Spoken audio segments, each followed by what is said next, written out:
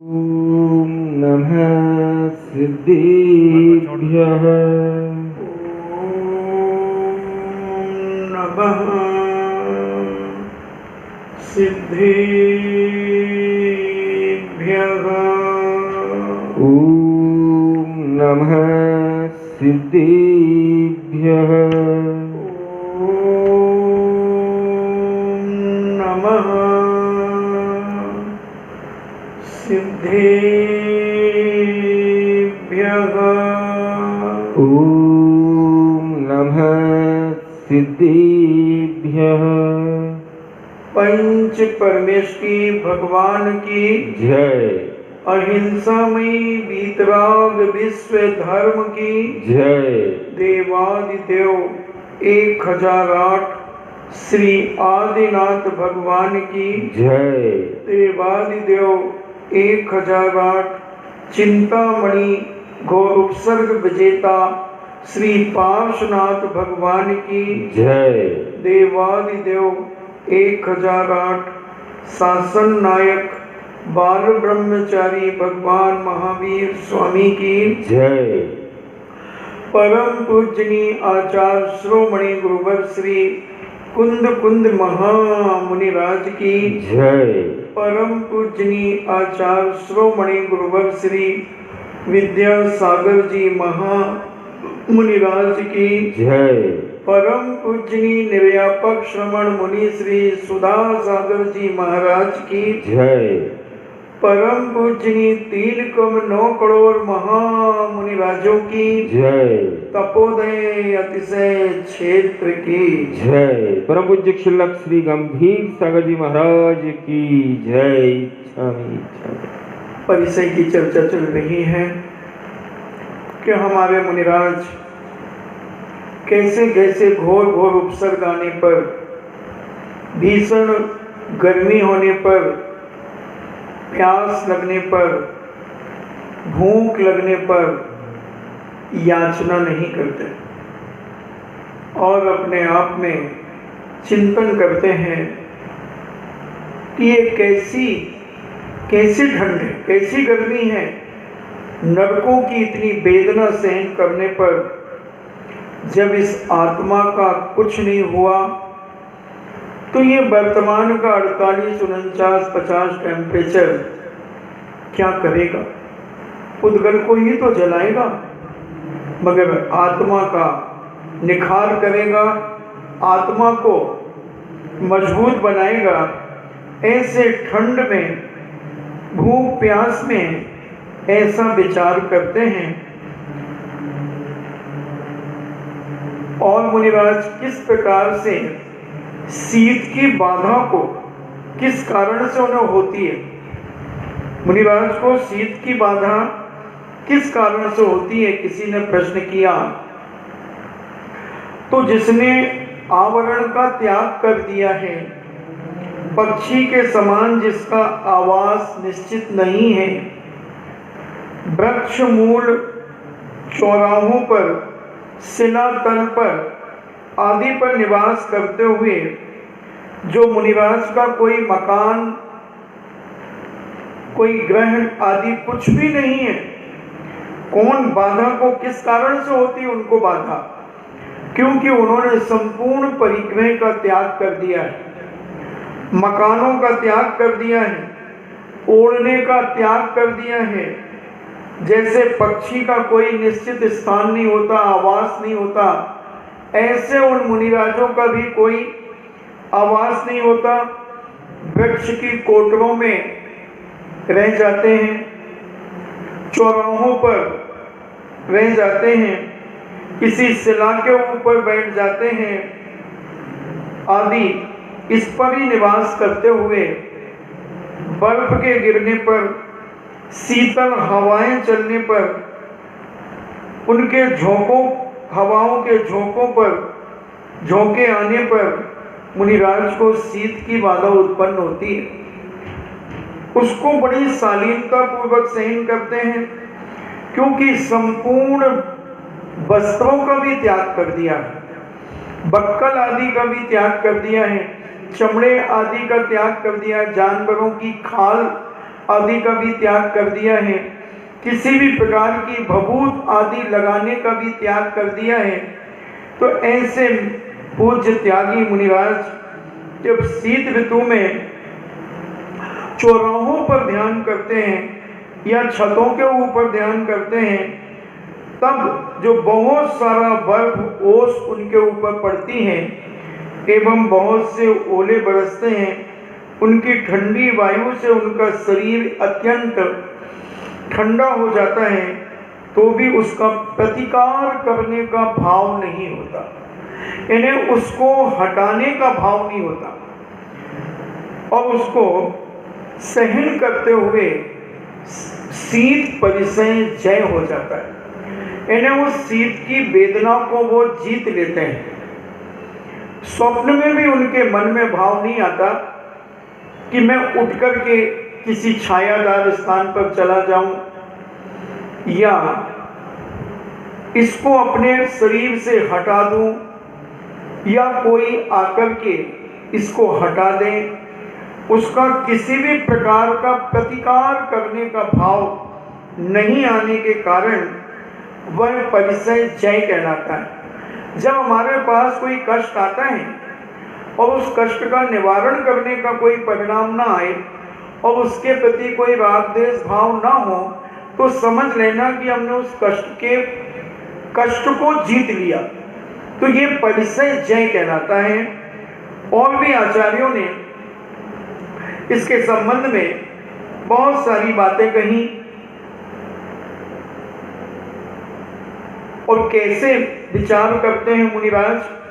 तो ये कहते हैं मुनिराज, नारकियों के, पशुओं के और दरिद्री यानी कम अमीर मनुष्यों के बारे में विचार करते हैं कि जो बेचारे कम अमीर हैं वो भी देखो फुटपाथ पर पड़े होंगे, रेलवे के प्लेटफार्म पर पड़े होंगे, पशु यत्र तत्र खड़े रहते हैं, उनको ओढ़ने के लिए कुछ नहीं होता, नरकों में इतनी शीत पड़ती है, आदि आदि ऐसा चिंतन विचार करते हुए पूज्य मुनिराज अपने आप को दृढ़ बनाकर उस शीत की वेदना को सहन करते चले जाते हैं।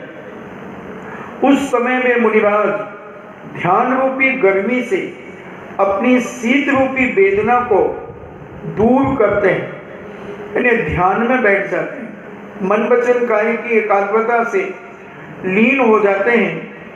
तो उस ध्यान को गर्मी का कहा कि जैसे गर्मी आती नहीं मगर वो अपने आप में इतने दृढ़ हो जाते हैं, तो उस ध्यान के माध्यम से शरीर को अलग और आत्मा को अलग जानने लगते हैं।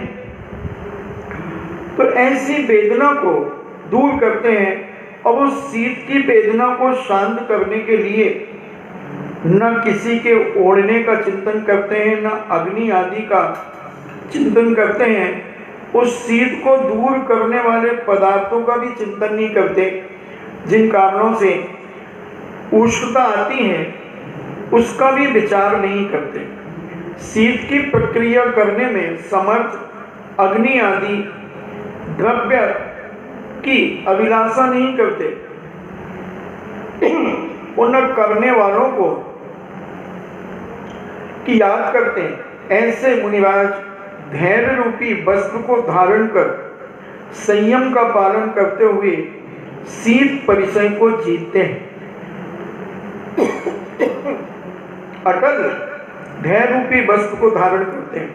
इन्हें कोई वस्त्र नहीं है, अपने आप में इतनी दृढ़ता ले आते हैं, अपने मन में ऐसा विचार कर लेते हैं और उस दृढ़ता के कारण वह शीत को, ठंड को जीत लेते हैं।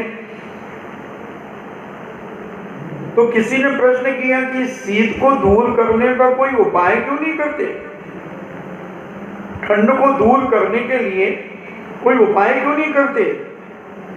तो पूज्य चामुंडराय महाराज कहते हैं अपने चारित्र सार के अंदर कि ठंडक को दूर करने की सामर्थ्य रखने वाले अग्नि आदि अन्य द्रव्यों की भरपूर अनिच्छा होने से अथवा उस ठंडक को दूर करने का उपाय करने में परमार्थ के बिगड़ने का भय होने से, कि अगर मैं ठंड को दूर करने का भाव भी करूंगा तो मेरा परमार्थ बिगड़ जाएगा, मेरा मोक्ष मार्ग बिगड़ जाएगा, उस भय से न किसी विद्या का प्रयोग करते हैं, न कोई मंत्र तंत्र का प्रयोग करते हैं, न कोई औषधि का प्रयोग करते हैं, न कोई पत्ते छाल आदि का प्रयोग करते हैं, और न कोई जानवरों के चमड़े आदि को प्रयोग करते हैं। तृण आदि का भी किसी प्रकार से कोई उपयोग नहीं करते। ऐसा अपने चित्त में बिल्कुल दृढ़ता के साथ शरीर को भिन्न मानते हुए ऐसे मुनिराज शीत परिचय को सहन करते हैं। और ऐसा सहन करना यानी विजयी होना, जीत लेना अपने आप को, तो ऐसा ये शीत परिचय पूज्य मुनिराज ठंड में सहन करते हैं। आता है एक उदाहरण कि एक मुनिराज एक शिला के ऊपर बैठे थे और ध्यान में लीन थे। एक ग्वाला अपनी गाय चराता हुआ वापस लौट रहा था।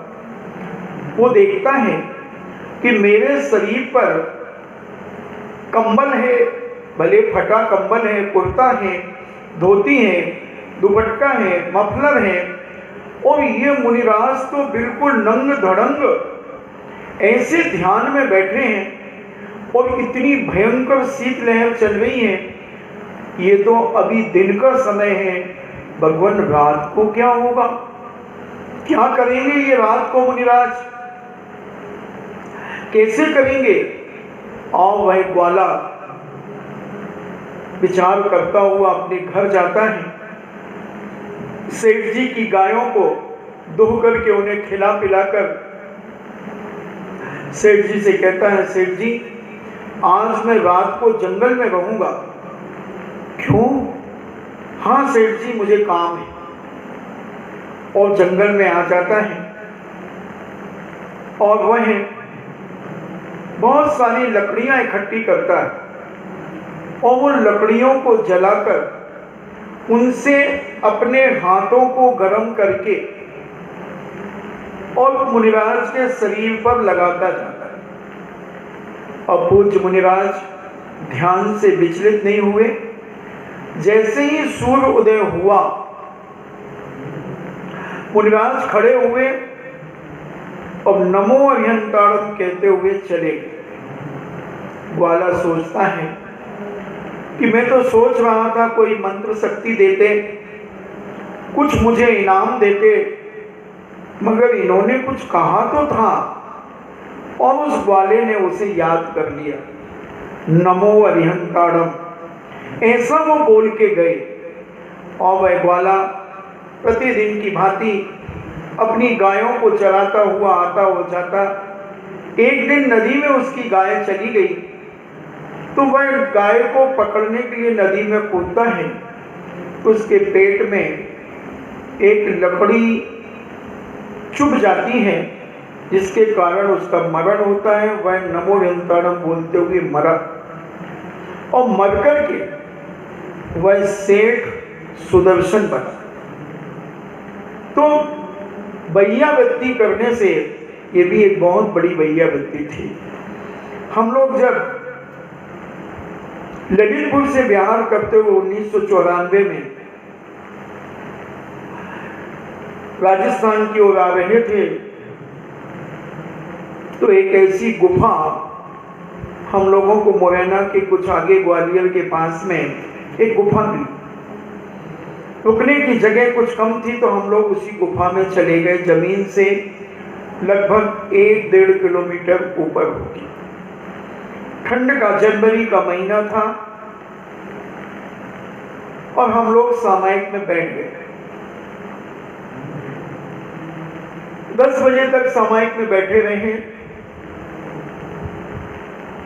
फिर हमने देखा, हमने तो दुपट्टा ओढ़ लिया था, मगर महाराज क्या ओढ़ते, क्योंकि महाराज का तो चिटाई का भी त्याग है।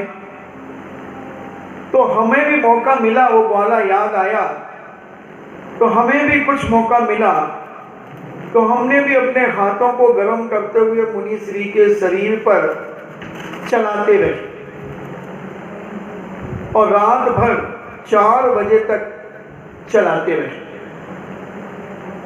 तो ऐसा मौका कम मिलता है, मगर जो सच्चे मुनिराज होते हैं वो कभी इसकी इच्छा भी नहीं करते कि कोई मेरी सेवा करे, कोई मेरे शीत को दूर करने का परिणाम करे। तो ऐसे अनेक अनेक प्रकार से शीत को सहन करते हुए शीत परिसय जय करते हैं।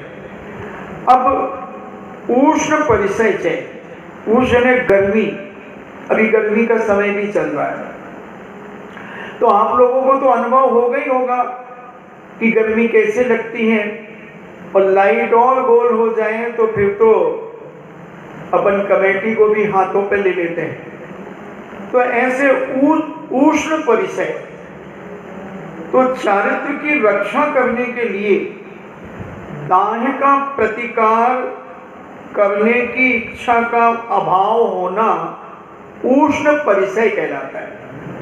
यानी उस गर्मी को दूर करने का कोई प्रयास नहीं करते, और अनशन आदि यानी उपवास आदि के कारण शरीर में असहाय गर्मी की वेदना होती है, पसीना आता है, सोज दाएं आदि से पीड़ित होने पर भी जल भवन जलावगन यानी नदी में तैरने का भाव नहीं आता, नहाने का भाव नहीं आता, पानी से भरे हुए किसी कुंड में जाने का भाव नहीं आता, चंदन आदि का अनुलेपन करने का, कमल की माला, अच्छा कमल ठंडा होता होगा, कमल की माला, मुक्ताहार आदि, मुक्ताहार भी पूर्व में अनुभूत शीतल उपचारों के प्रति पुरस्कार भाव रखने वाले संयमी जनों का अनेक पुनीत विचारों से उष्ण निरोधनी क्रिया के प्रति अनादर करते हुए चारित्र का रक्षण करना उष्ण परिसय है। इन्हें पूर्व में कभी चंदन के लेप लगाए हो, नदियों में स्नान किया हो, कमल की माला पहन करके ठंडक, मुक्ता का हार आदि पहन करके शीतलता प्राप्त की हो, उन सारी पुरानी चीजों का भी स्मरण नहीं करते, ना किसी श्रावक से कहते हैं कि इन कारणों से शीतलता आती है, कोई शीतोपचार नहीं करते और गर्मी को सहन करते चले जाते हैं चारित्र की रक्षण के लिए, चारित्र की रक्षा के लिए। तो ये उष्ण परिसय जय कहलाता है कि गर्मी तो है, गर्मी तो सबको लगती है, मगर मेरा सोच रहता है कि जो कार्य चाहे तुम कहो और ना कहो उससे कुछ होने वाला नहीं, तो उसको फिर बार बार क्यों कहो कि इतनी गर्मी, बहुत गर्मी पड़ रही, बहुत गर्मी पड़, क्यों कहो, उससे क्या है कहने वाला। अगर आप उदाहरण लें, आप अपने घर में भी कई बार देखते हैं किसी कार्य के लिए कोई माँ अपने श्रीमान जी से कुछ कहती है, जैसे सपोज करो कोई गुटखा खाता है और गुटखा खाने वालों को कहते देखो गुटखा बंद कर दो, मत खाओ मत खाओ। 2-4 बार कहने के बाद जब वो नहीं मानते तो फिर कहना ही छोड़ देते। उसी प्रकार हमारे कहने से जब गर्मी कम नहीं होती है, वो तो अपने आप जैसी प्रकृति है वैसी रहेगी। अपन क्यों बार बार कहें बहुत गर्मी है, बहुत गर्मी है, उससे कर्मों की निर्जरा रुक जाती है। सहन तो करना पड़ेगा, ये तो पक्का है। ठीक है, तुम्हारे पास एसी है, तुम्हारे पास कूलर है, तुम्हारे पास पंखा है, मगर कभी साधु के कमरे में जाओगे तो वहां ना तुम्हें पंखा मिलेगा, ना कूलर मिलेगा, ना एसी मिलेगा, कोई शीतोपचार का कोई कार्य नहीं मिलेगा। अब तुम वहां बैठ के कहो बहुत गर्मी है, बहुत गर्मी है, तो तुम्हें तो कर्म बन रहा है और साधु की निर्जरा हो रही है। इसलिए कोशिश यही हो कि जितनी देर साधु के कमरे में बैठे स्वप्न में भी न लाए कि गर्मी बहुत है, विचार ही ना करें, सोचो ही नहीं ये तो पंखे चलने लगे। नहीं तो पहले प्रवचनों में जहां मैं प्रवचन करता था कोई पंखा नहीं, सब पंखे कूलर बंद करा दिए जाते थे। सबको पता है गर्मी में, क्योंकि जब हम कहते थे जब हम पंखा कूलर नहीं लेते तो तुम्हें क्यों दें, अब तुम्हारी दादागिरी है, तुम्हारी मर्जी है, कोई बात नहीं, मैं तो अब कुछ बोलता ही नहीं। पहले बिल्कुल नहीं चलते थे। ये भी 3-4 साल से ये पंडाल कुछ ऐसे बनने लगे कि प्रकृति की हवा इसमें रुक जाती है। अब इतना थर्माकोल लगा है, ये भी बहुत गर्म होता है, तो ये सारे प्रकाश आदि से। और अब तुम उतने सहनशील नहीं रहे, क्योंकि पहले जब आदमी मध्यम वर्गीय रहता है तब बहुत सहनशील होता है, और जैसे जैसे वो मध्यम वर्गीय से ऊपर उठता है उसकी सहन शक्ति कम होती चली जाती है। पहले हम बता चुके हैं कि पहले आदमी गर्मी को कैसे सहन करता था। अपनी माताएं ये सिर का पल्ला गीला कर लेती थी और बैठी रहती थी, कोई पुट्ठे का टुकड़ा ले लेती थी और हिलाती रहती थी, कोई रुमाल गीला करके मुंह पोंछती रहती थी, और घरों पे ऊपर छत के ऊपर अपने गद्दे आदि बिछा करके पानी डाल करके और चद्दर के ऊपर पानी डाल करके और बिछा देती थी। फिर 9-10 बजे जाती थी तो गद्दा ठंडा हो जाता था और उस पे सो जाती थी, गीला चद्दर ओढ़ करके सो लेते थे। अब तो कौन छत ही बेचारा इंतजार करता है कि कोई आके तो सो जाए मेरे ऊपर। अब तो छत के नीचे सोते हैं, ऊपर कोई नहीं सोता। और पहले सारे लोग छत के ऊपर सोते थे, प्राकृतिक मौसम में हवा में सोते थे, और उस हवा के माध्यम से स्वास्थ्य के ऊपर बहुत अच्छा प्रभाव पड़ता था। पंखे कूलर की हवा अनेक बीमारियों का कारण है। हाथ पैरों में दर्द होने के कारण बहुत सारे इन हवाओं से, पंखों से, कूलर से, एसी से जीभ हिंसा अलग होती है। तो अब वो हम धीरे धीरे अमीर होते जा रहे हैं, इसलिए हमारी गर्मी सहन करने की शक्ति कम होती चली जा रही है। तो हमारे मुनिराज तो ना अमीर होते हैं ना गरीब होते हैं, वो तो सदा काल एक से होते हैं जो सच्चे मुनिराज होते हैं। जैसे उनकी दीक्षा होती है वैसी दीक्षा की अवस्था जीवन के अंत तक सच्चे मुनिराजों की होती है। तो ऐसे और भी दावाग्नि जन्य दाह, अति कठोर गर्म वायु और आतप के कारण जिनके गले और तालू में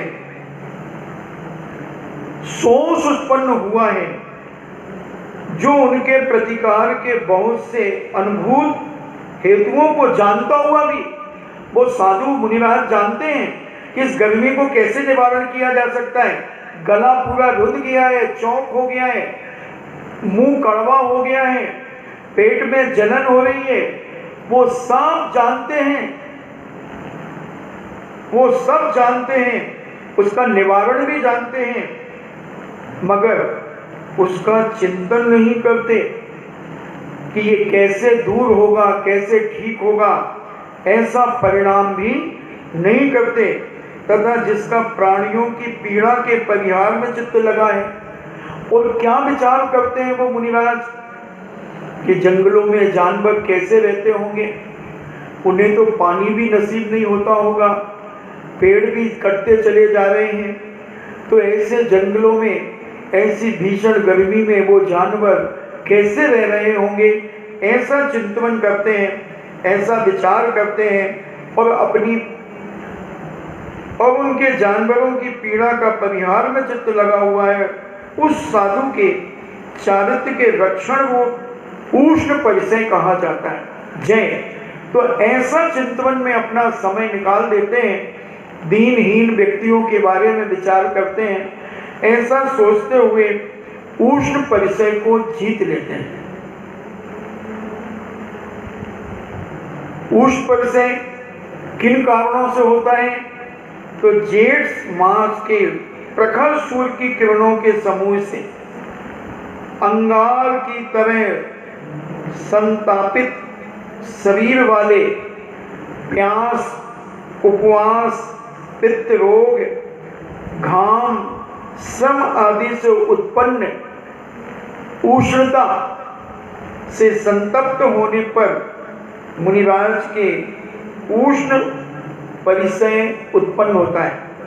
इन्हें गर्मी जेठ के महीने, अब जेठ चालू हो खत्म होने वाला है, आज खत्म, तो ऐसे जेठ में से इस बार बिल्कुल गर्मी पड़ी नहीं। जैसे हर साल गर्मी पड़ती है वैसी पड़ी नहीं। या तो बिजौलिया वाले बाबा का प्रभाव होगा, या तो तुम श्रावकों की भक्ति का कोई चमत्कार होगा, क्योंकि इसका बहुत बड़ा प्रभाव पड़ता है। क्योंकि हर साल गर्मी पड़ती है, हम हर साल ही राजस्थान में बहुत वर्षों से है, मगर जितनी गर्मी प्रति वर्ष पड़ती थी उस बार इतनी नहीं पड़ी। 48 टेम्परेचर हो जाते थे, इस बार तो 45 से ज्यादा हुआ ही नहीं। तो ऐसी गर्मी का चिंतन करते हैं, ऐसी गर्मी को सहन करते हैं पूज्य मुनिराज, और प्यास, उपवास, पित्त रोग आदि परिश्रम आदि से मुनिराज की उष्णता प्रकट होती है। ग्रीष्म काल में सूर्य की तीव्र और उष्ण किरणों से पित्त रोग हो जाता है, पित्त गिरने लगता है। मार्ग में चलने से, परिश्रम से अथवा आतापन, महायोग धारण करने से अथवा लवण मिले हुए अन्न को ग्रहण कर लेने से, ज्यादा नमक डाल दिया तुमने भोजन में तो उस ज्यादा नमक शरीर में चला गया तो उससे भी दाहें उत्पन्न होती है, मुंह सूखने लगता है। ऐसा होने से वन में निवास करने वाले उन मुनिराजों के असहाय गर्मी का महासंताप उत्पन्न होता है। ऐसे उष्णता को परिसय, इससे उष्ण परिसय होता है, तो भी इसको कैसे जीत लेते हैं पूज्य मुनिराज? उस वेदना के होने पर मुनिराज निराश्रय, जिनका कोई आश्रय नहीं है, जिनका कोई रुकने का, खाने पीने का कोई इंतजाम नहीं है, ऐसे पशुओं के, मनुष्यों के अथवा नारकियों के कर्मों के उदय से होने वाली तीव्र उष्ण वेदना का चिंतन करते हैं। कभी भी अपन को कोई तकलीफ हो तो अपन को रोना नहीं चाहिए, घबराना नहीं चाहिए। अपन को मालूम है, अपन कई बार अस्पतालों में भी देखने जाते हैं लोगों को, तो उतनी तकलीफ अपन को नहीं है, तो जिनको तकलीफ है उनके बारे में विचार करना चाहिए कि देखो वो व्यक्ति अस्पताल में पड़ा हुआ कैसे तड़प रहा था, अपन तो कम से कम घर में बैठे हैं। ठीक है अपन को तकलीफ है, मगर हमसे ज्यादा तो तकलीफ उसको थी, उसका तो बेचारे का पैर ही कट गया था, कैसे तड़प रहा था। हे भगवान, उसके जीवन में सुख शांति हो, ऐसा विचार करके, उनका चिंतन करके, उनको याद करके अपनी शक्ति को बढ़ाना और श्रेष्ठ ज्ञान रूपी अमृत का पान करते हैं। ऐसा विचार करके उन दोनों कारणों से वे उस गर्मी की वेदना को जीत लेते हैं। जैसे आप कहते हैं ना, कोई बच्चा गिर जाता है तो बच्चा रोने लगता है, तो कहते हैं घोड़ा कूदा, तो बच्चा कहता घोड़ा कूदा मम्मी, हाँ बेटा घोड़ा कूदा है, तो वो खेलने लगता है। तो मन बहला दो, ऐसे ही तुम अपने मन को बहला दो, मन को बहला दो। एक बार बच्चा गिर गया, रोने लगा, तो उसकी दादी ने कहा क्यों रो रहे? मैं गिर गया, मुझे लग गई। तो फिर दादाजी भी गिरे थे, तो दादाजी रोए थे क्या? नहीं रोए थे। तो फिर तुम क्यों रो रहे हो? तो मैं नहीं रोऊंगा। तो ऐसे ही अपने आप पर विचार करना चाहिए कि जब बेचारे इतने मजबूर आदमी परेशानियों में जी लेते हैं, तो हमने तो चला करके छोड़ा है, हमसे किसी ने छुड़ाया थोड़ी है, हमने तो चला करके छोड़ा है, तो हमें तो खुशी खुशी सहन करना चाहिए। ऐसा विचार पूज्य मुनिराज करते हैं। और वे मुनिराज पानी के छिड़काव आदि से भी व पानी के नहाने से गर्मी की बाधा को कभी दूर नहीं करते। अब बताओ, जब पानी से भी दूर नहीं करते तो साधु कूलर पंखे कैसे ले सकता है? समझना। तो उस महागर्मी में संयमी जन, मैंने बहुत बार नरकों में परवश होकर के, मजबूरी में होकर अत्यंत दुस्सह उष्ण वेदना सही है। यह तब तो मेरे कर्म क्षय का कारण है, इसे तो मैंने स्वयं स्वीकार किया है। अपनी इच्छा से मैंने सारी चीजों का त्याग किया है, इसे स्वतंत्र भाव से सहन करना चाहिए। आदि पुनीत भावों से उष्ण परिचय को सहन करते हैं। ऐसे पूज्य मुनिराज भीषण से भीषण गर्मी सहन कर लेते हैं और गर्मी के समय पर पहाड़ों के ऊपर ध्यान करने बैठ जाते हैं 4-4 महीने का। ऐसे बहुत सारे साधु, पूज्याचार्य श्री कुंडलपुर की गर्मी बड़ी विचित्र है। मंदिर के बरामदे में ऐसा तपता था, जमीन तपती थी, वो जमीन में बैठे रहते थे। लपट चल रही है चारों तरफ से, भीषण गर्मी। जेठ के महीने में सामायिक वहीं करना, वहीं सोना, सब कुछ वहीं करना, आहार चर्या करके आना, वहीं बैठ जाना। तो ऐसे जितनी शक्ति को न छुपाते हुए परिचय को सहन करना, इतना सहन करना कि संयम न चला जाए। संयम की सुरक्षा के लिए और कर्म की निर्जरा करने के लिए परिचय को सहन किया जाता है। तो अपनी शक्ति को न छुपाएं और सहन करें। अब दंस मशक नाम का परिचय,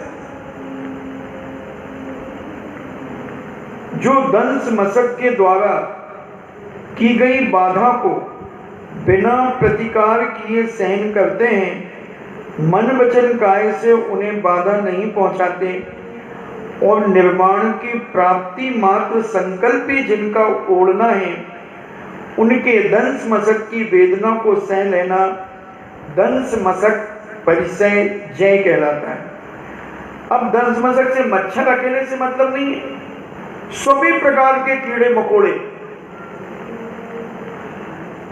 कोई भी डांस हो सकता है, मच्छर हो सकता है, मक्खी हो सकता है, बिच्छू आदि हो सकते हैं, कीड़े मकोड़े आदि हो सकते हैं, उन्हें काट लेते हैं तो भी मुनिराज अपने मन में किसी प्रकार का रंच मादवी खेद खिन्न नहीं होते।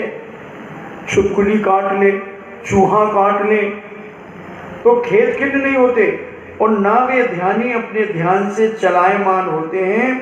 ऐसे मुनिराज दंस मशक विजय वाले मुनिराज होते हैं। तो दंस मशक तो एक उपचार है, एक बता दिया। बाकी जितने भी कीड़े मकोड़े काटने वाले हैं और ये काटते हैं, मधुमक्खी है, ततैया है, और भी कीड़े मकोड़े, चींटियां, तो ये सब इनको सहन करते हैं। मच्छर आदि तो है ही, तो ये दंस मशक विजय करते हैं। अब किसी ने प्रश्न किया कि किन मुनिराज के दंस मशक परिचय होता है, कौन से मुनिराज हैं जो दंस मशक परिचय को जीत लेते हैं? तो मधुमक्खी, खटमल आदि जिनको काट रहे हैं और उनकी तीव्र वेदना दे रहे हैं, तथापि जिनका हृदय कभी व्यथित खिन्न नहीं होता, जो सदा अपने कर्मों के उदय का चिंतन करते हैं, विद्या, मंत्र, औषधि आदि के द्वारा उन जानवरों को जो कभी दूर करने की इच्छा नहीं करते, शरीर का नाश होने तक भी जो अपने आत्मा में ही निश्चल रहते हैं, जैसे जो दूसरे के बल को मर्दन करने के लिए तैयार हैं, जिनकी सेना वे मंदोदमद गंध सिंदूर नाम के हाथी हैं, और जो सत्वों के द्वारा चलाए हुए अनेक तरह के शस्त्रों से भी कभी विमुख नहीं होता, ऐसा किसी राजा की विजय निर्विघ्न होती है, उसी प्रकार जो कर्म रूपी सत्वों की सेना का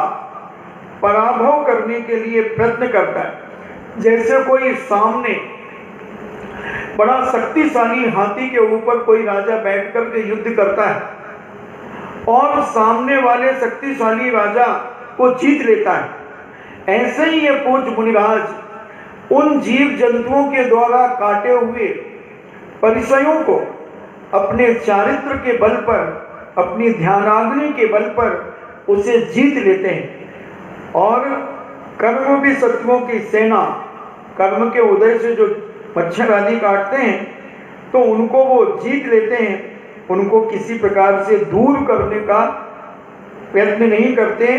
तो ये दंश मशक परिचय जय होता है। ऐसे कीड़े मकोड़ों के काटने पर भी विचलित नहीं होते। और अपन तो जरा सी एक चींटी काट दे तो पूरे घर में हंगामा मचा दे, चींटी ने काट दिया, चींटी काट दी, चींटी काट दी। अरे काट दी तो काट दी, इतने बड़े शरीर में 5-5.5 फुट के शरीर में एक इतनी सी चींटी ने काट दी और हमने हंगामा मचा दिया। और तुमने जब चींटी ने तुम्हें काटा तो उसके पहले तुमने कितनी चींटी मार दी होंगी,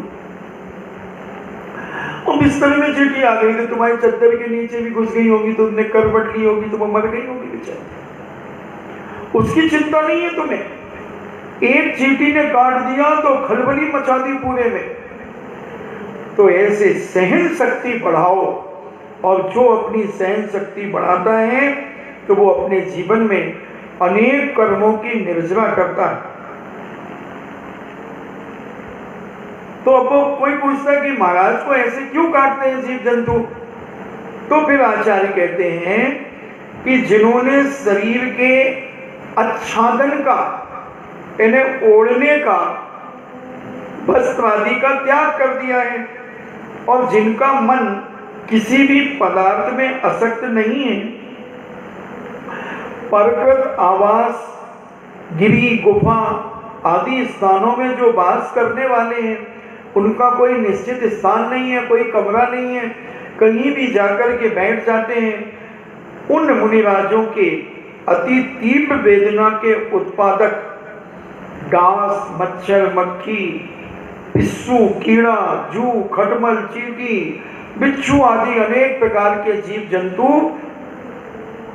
तीक्ष्ण घास से काटे जाने पर मुनिराज को दंश मशक की बाधा उत्पन्न होती है, क्योंकि उनका कोई स्थान नहीं है। खाली मकान पड़ा है, शून्यागार पड़ा है, खंडर मकान पड़ा है, तो उसमें और मच्छर कीड़े मकोड़े होते हैं और उसी में निवास कर देते हैं, गुफा आदि में चले जाते हैं। तो ऐसे पवित्र और एकांत स्थान में रहने वाले मुनि को जो पैने मुख वाले तीक्ष्ण खटमल कीट एवं डांस, मच्छर आदि के द्वारा बाधा दी जाती है, उससे उन्हें दंश मशक की बाधा उत्पन्न होती है और उसको वो जीत लेते हैं। अपने परिणामों में किसी प्रकार का विकल्प नहीं करते। इन काटे हुए कीड़े मकोड़े आदि में उनको वो बुरा भला नहीं कहते, वो अपने आप में ऐसी मानसिकता बनाते हैं कि हो सकता है मैं पूर्व जन्म में मच्छर हूँ, मैं कीड़ा हूँ और मैंने उनको काटा होगा, इसलिए आज वो मुझे काट रहे हैं। तो बड़ी शांति से पूज्य निर्गंध मुनि उन दंश मशक को सहन करते हुए परिचय जयी हो जाते हैं और जीतने में उनके पास सामर्थ्य आ जाती है। जैसे कोई व्यक्ति के पैसे किसी ने उधारी ली और उधारी लेकर के नहीं दी, तो वो कैसे संतोष करता है कि भैया पूर्व जन्म में अपन ने उसका लिया होगा, तो वो ऐसा करके वो ले गया और अपने आप में संतोष कर लेता है। इतने बार मांग लिए नहीं दे रहा है तो अपन ने पूर्व जन्म में उसका खाया होगा, इसलिए चलो चुप गया। तो ऐसे वो मुनिराज अपने जीवन में विचार करते हैं कि मैं कीड़ा हूँगा, मैं मकड़ी हूँगा, मैं मकोड़ा हूँगा और मैंने उन्हें काटा होगा। चलो अब ये बदला चुक गया, अब मैं इनका प्रतिकार नहीं करता, इनको मारता नहीं, तो ये कर्म मेरा कट गया। तो ऐसे परिचय जय कर लेते हैं पूज्य मुनिराज।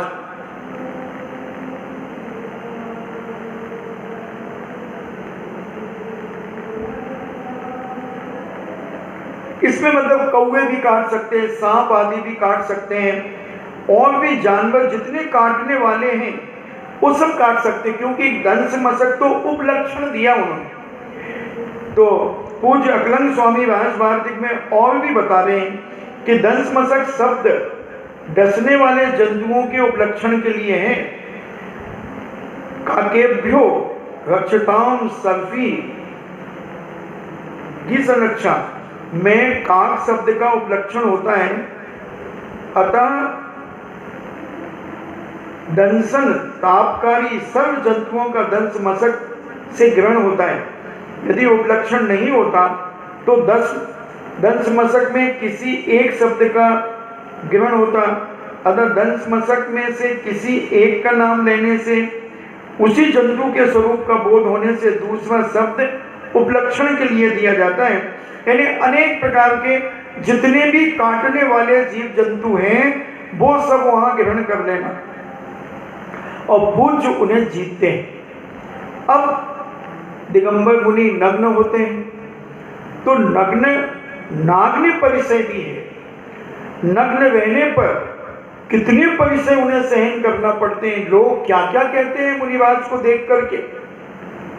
तो मुनिराज कैसे होते हैं? यथाजात रूप, जैसे एक छोटा बालक, जन्म का बालक जिस रूप में रहता है, ऐसे सच्चे मुनिराज, ऐसी मुद्रा उनकी होती है कि उन्हें देख करके किसी को बेकार भाव नहीं आता। तो ऐसे यथाजात रूप नाग्नावस्था के धारक, मनोविकार को जीतने वाले और सामान्य मनुष्यत्व के द्वारा असंभावित ऐसे विशिष्ट, यानी सामान्य व्यक्ति उस रूप को धारण नहीं कर सकता, और ऐसे विशिष्ट मानव रूपधारी साधु गणों के नाग्न दोषों का स्पर्श नहीं होने से नाग्न परिचय के जय की सिद्धि होती है। अर्थात नग्न होने पर भी पुरुष विकार प्रकट न होने से उन्हें नाग्न परिचय जय होता है। किसी भी प्रकार का उनके अंदर विकार उत्पन्न नहीं होता, इसलिए उन्हें नाग्न परिचय जय होता है। कौन से मुनिराज इस नाग्न परिचय को जीत लेते हैं?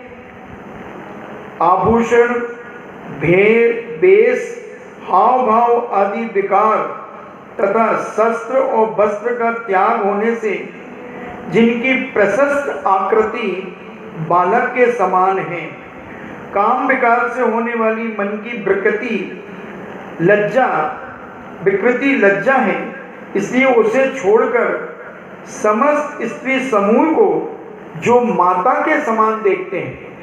जितनी भी दुनिया में स्त्रियां हैं, चाहे माँ हो, चाहे बहन हो, चाहे बेटी हो, तो उन सबको वो माँ के समान अपनी दृष्टि बना लेते हैं। कोई भी नारी उन्हें दिखती है तो उसने माँ का रूप दिखता है। उन मुनिराज के नाग्न परिचय पर विजय प्राप्त हो जाती है और वो अपने मन को विकारों से इतना रहित कर लेते हैं कि उन्हें जो विकार उत्पन्न करने की चीज है उसको वो ऐसा बहुमान और सम्मान की दृष्टि से देखते हैं कि उनको माँ को देख करके किसी को विकार नहीं होता। तो ऐसे मुनिराज प्रत्येक नारी को माँ का रूप देखते हैं, बहन का रूप देखते हैं, बेटी का रूप देखते हैं, तो उनके अंदर विकार नहीं होता। इसलिए उन्हें नग्न रहने पर किसी प्रकार की कोई परेशानी नहीं होती और उस नाग्न परिचय को वो जीत लेते हैं। बालक के स्वरूप के समान जो निष्कलंक जात रूप को धारण करने रूप हैं, जिनका याचना करने से प्राप्त होना अशक्य है, जो याचना रक्षा करना और हिंसा आदि दोषों से रहित हैं, जो निष्परिग्रह रूप होने से निर्माण प्राप्ति का एक अनन्य साधन है और जो दिन रात अखंड ब्रह्मचर्य को धारण करता है, उनके निर्दोष अचेल व्रत यानी नाग्न व्रत धारण जानना चाहिए। यानी उनको अखंड ब्रह्मचर्य का धारण करते हैं, इसलिए उनके अंदर किसी प्रकार का कोई विकार नहीं होता, तो वो नाग्न परिचय को जीत लेते हैं।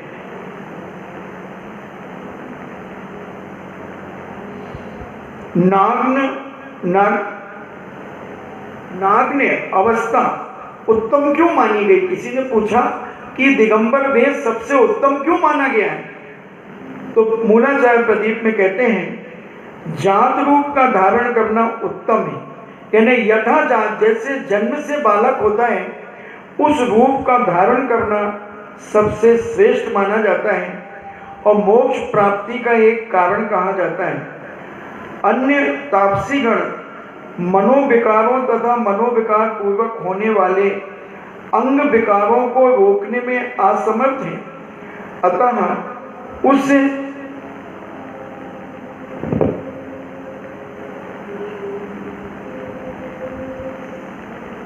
उस अंग विकृति को ढकने के लिए कोपीन, फलक, चीवर आदि आवरणों को ग्रहण करते हैं।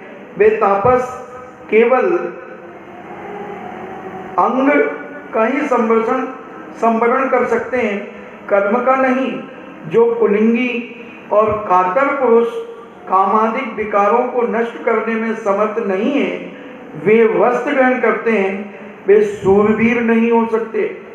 तो ऐसे यथाजात रूप को धारण करने वाले पूज्य मुनिराज नाग्न परिचय को जीतते हैं और अपने ब्रह्मचर्य के माध्यम से उसको विकारों को नष्ट करते चले जाते हैं।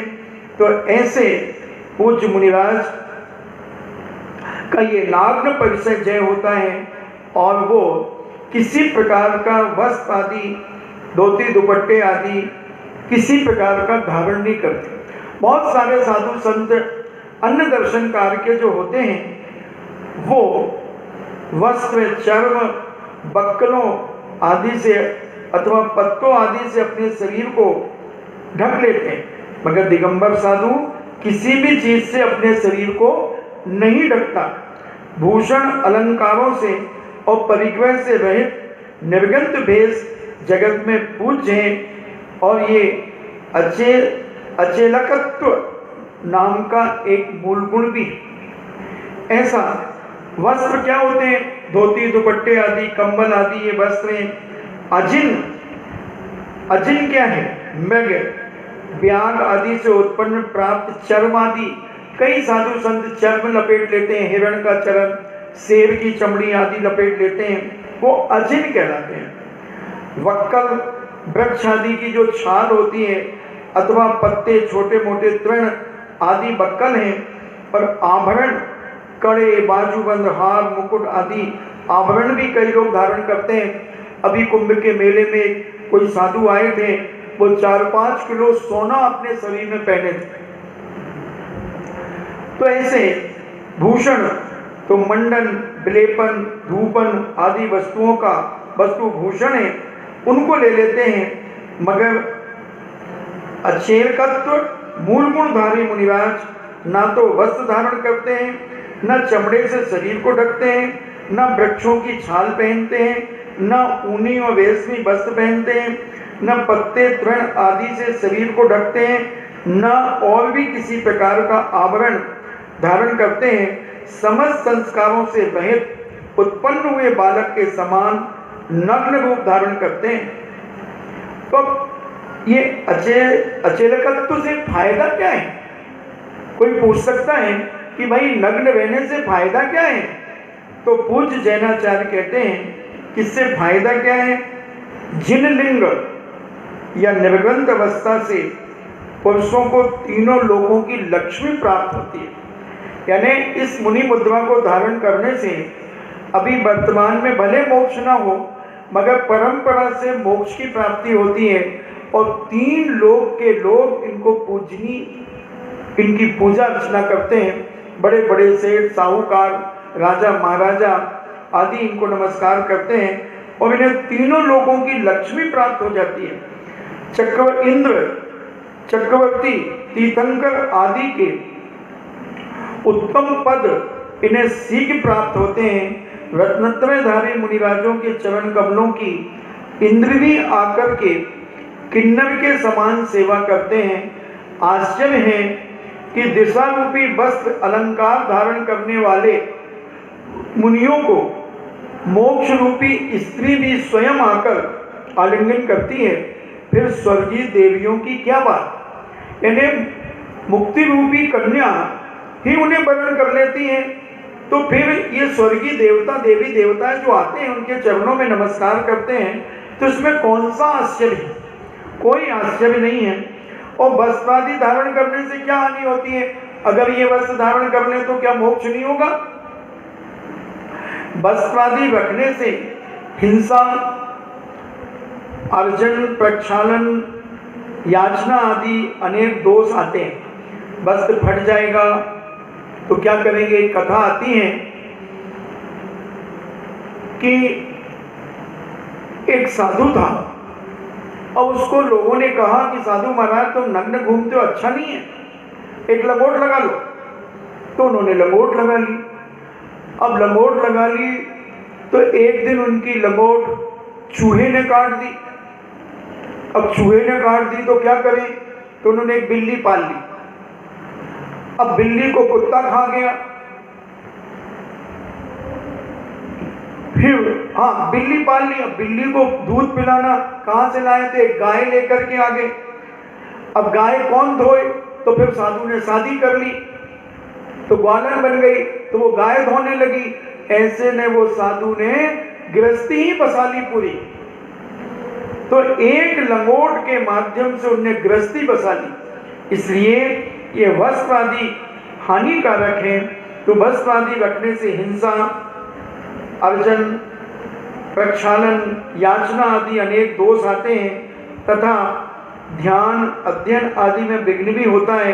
किसी भी प्रकार के वस्त्र से शरीर को ढकने की बात जहाँ तक होगी वहाँ तक उन वस्त्रों के आश्रित हिंसा आवश्यक होगी, क्योंकि कपड़े धुलने जाएंगे, उनका साबुन का पानी जाएगा, बहेगा तो हिंसा होगी। उनको संभालना, धोना, सुखाना, फट जाने पर दूसरों से मांगना, मेरे दुपट्टे फट गए, मुझे दुपट्टे दे दो, तो ये याचना तो करना पड़ेगी। आदि प्रसंग ऐसे आते हैं।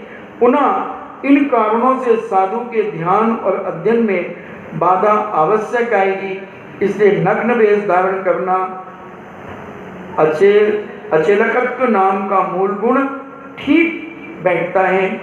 ऐसा और पूज्य मुनिराज, यथाजात रूप धारण करने वाले महामुनिराज स्त्री रूप को नित्य, अशुचि, विभत्स और 100 कंकाल के समान देखते हैं।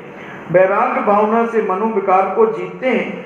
दिगंबर अवस्था को धारण करने वाले मुनिराज बिना संक्लेश परिणामों से धैर्य पूर्वक प्रतिदिन नाग्न परिचय सहन करते हैं।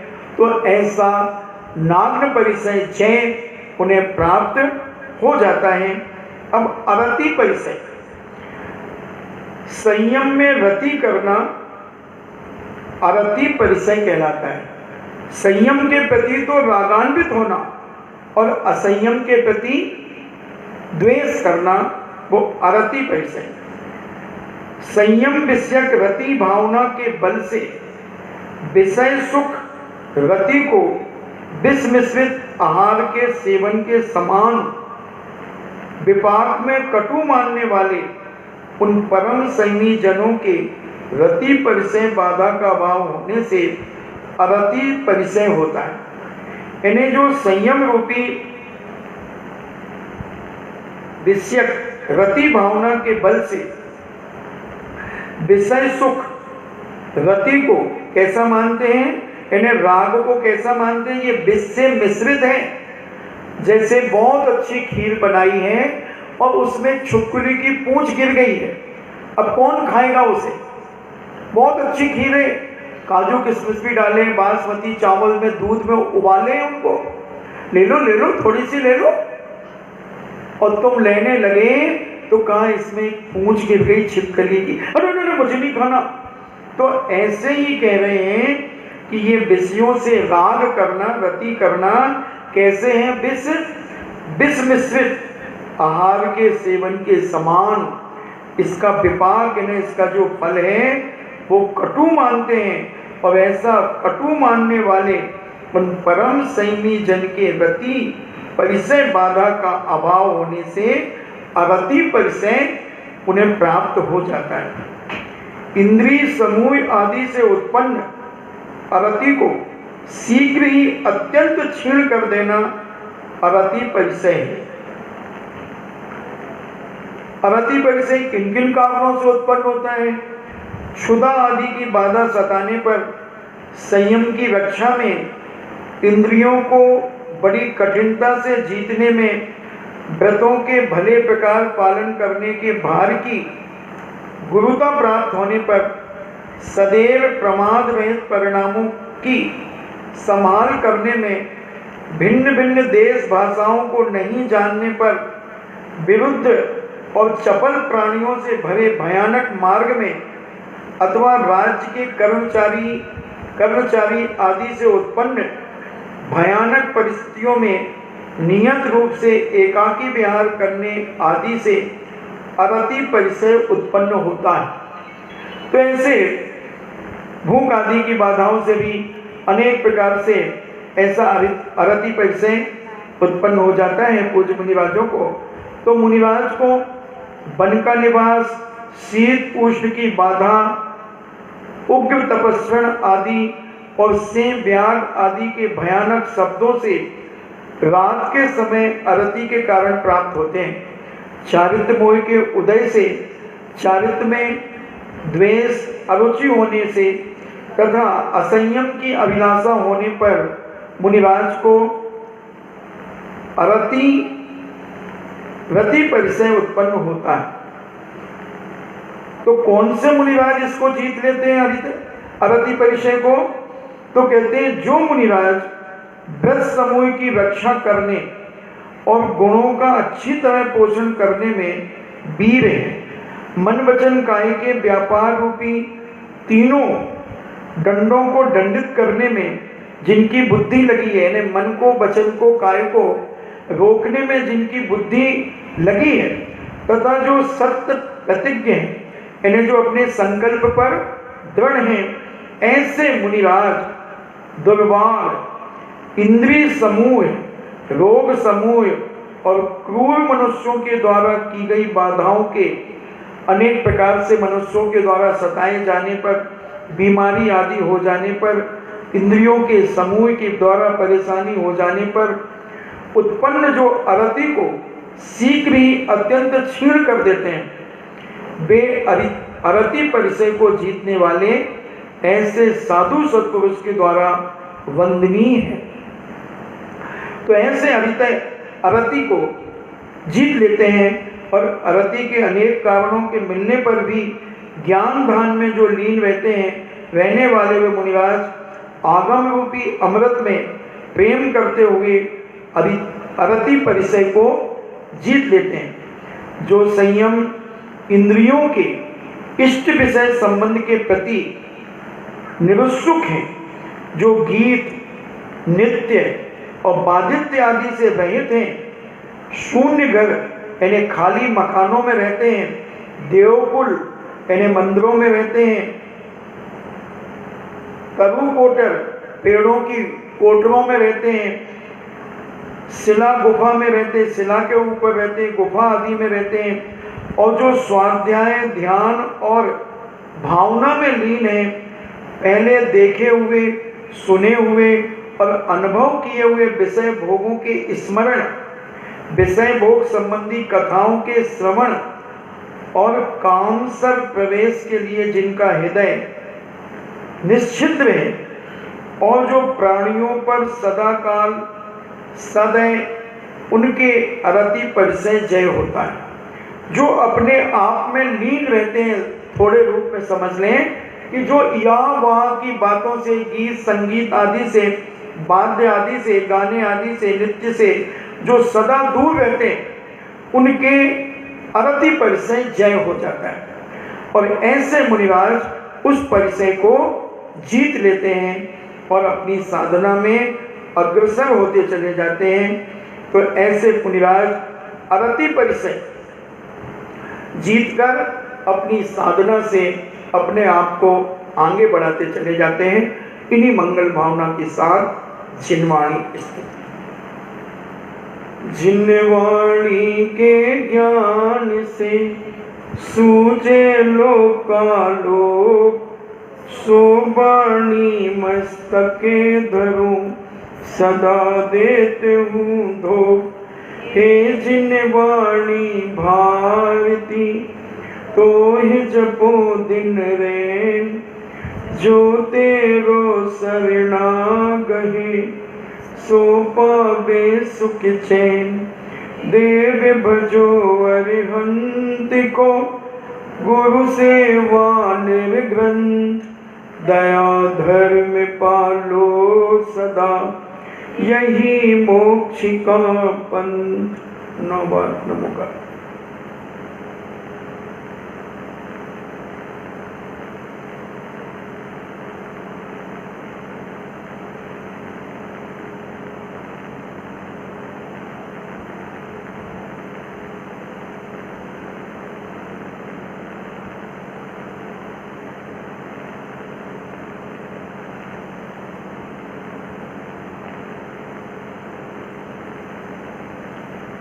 परम पूजनी द्वादशां जिनवाणी माता की।